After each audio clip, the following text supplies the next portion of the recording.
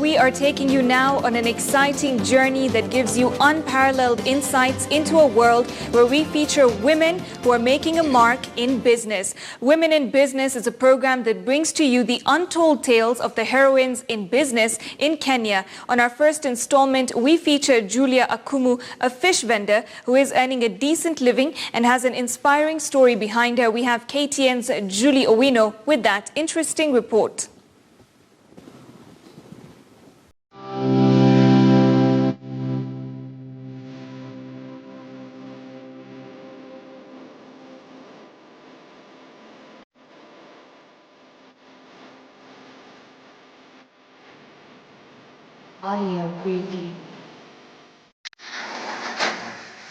It is a few minutes past 7 a.m. in Nairobi's Buruburu estate, and Julia Akumu is getting ready for what will be a busy day ahead.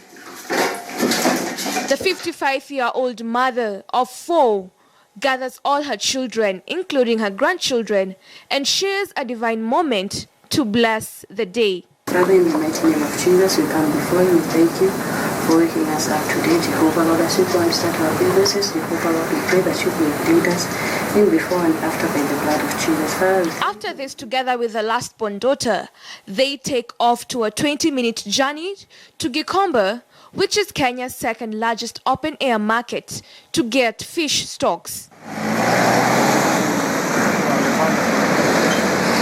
Upon arrival, we are welcomed by one of the vendors, and after a healthier banter, Akumu, also known as Mama Akinyi, quickly gets down to work and makes her pick. Her precision during the first selection speaks volumes of her business acumen. The fish is then cleaned, and after a short while, it's time again to make a trip back home. As an entrepreneur, Mama Akinyi understands that to have good sales, the food industry requires utmost cleanliness, which she religiously observes. mimi nimezoea sana. Siwezi kuosa huko niwache hivi. Kukuja hapa lazima nirudie. As she prepares her fish, Mama Akinyi opens up to me and shares her story of how she got into the business. Nimeanza tu,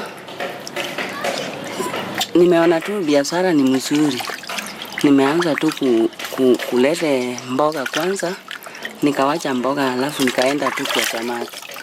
With a fighting spirit, she tried her luck with selling vegetables, before which she failed. She then pushed herself to try out the fish business, which she says took off, and she has never looked back. Hii samaki inasaidia kununua chakula, nguo na somesha hawa watoto. On a good day, Mama Akinyi sells over 35 pieces of tilapia fish, which sees her get at least 18,000 shillings per day. Her biggest challenge is during the rainy season and water shortage usually experienced around Buruburu estate. Sai maji ndio iko na shida, lakini Buruburu hii yote maji iko na shida sana. Hata maji na sai nini, hii moto imeshaharibu hii macho yangu, sioni vizuri, siwezi kuandika kitu kwa sababu sauri ya moto, kwa sababu nimeshafanya mwaka mingi. The growth of a fish business has enabled her to raise enough money to sustain her family. But it hasn't been easy being the sole breadwinner. Amewacha kazi kitambo. Sasa alikuwa kama amewacha mimi hapa na wajuku. Ndio nimesema wacha nianze hii biashara. Brian Ouma, her first grandson, studying electronic engineering at Kenya Institute of Mass Communication, takes pride over her grandmother's business that has raised him ever since he lost his mother. She's been able to play the role of mother, father, and still the role of a grandmother at the same time, because providing me with all those needs and still treating me like her son, though I'm the grandson.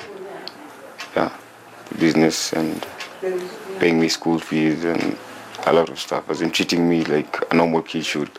Her last-born daughter describes her mother as a hero.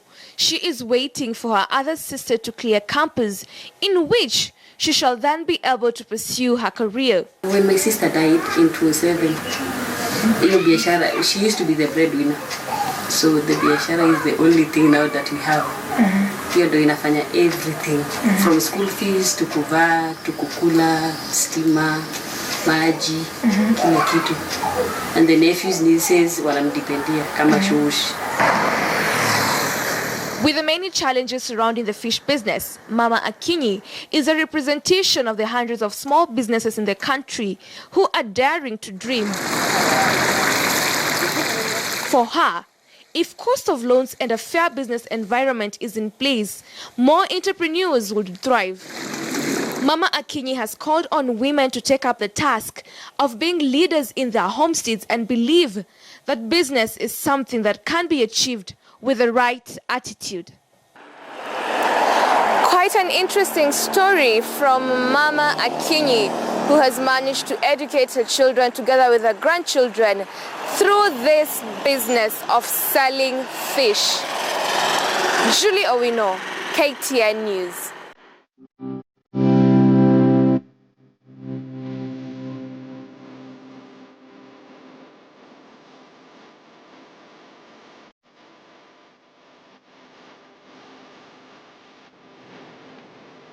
Audio.